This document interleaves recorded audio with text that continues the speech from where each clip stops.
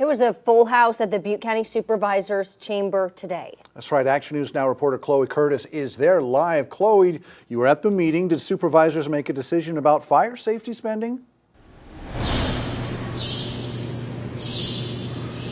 They did. Supervisors approved a $1.3 million one-time contingency payment that'll go toward funding resources that were otherwise in jeopardy of being cut or reduced.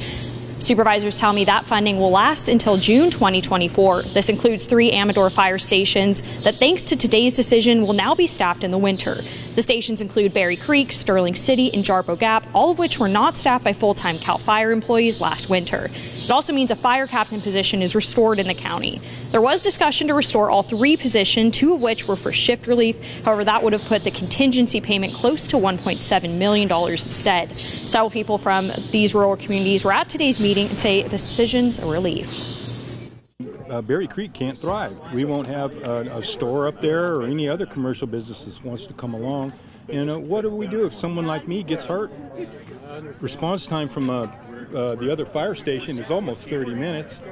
If I had a heart problem or something, I would probably be dead when they got there. It's hard to get people in the middle of the day to come to anything, right? Because people have jobs or they've got other opportunities. The fact that we've got people showing up today is an indicator of how important this is.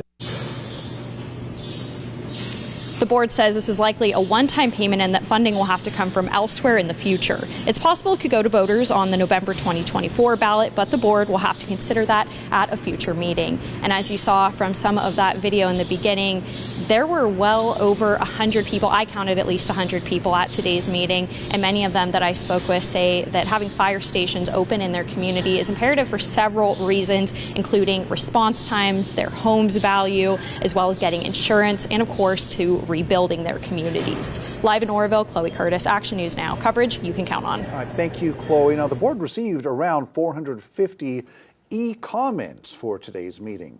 The decision also means Butte County libraries will continue to operate within the same hours they currently operate under.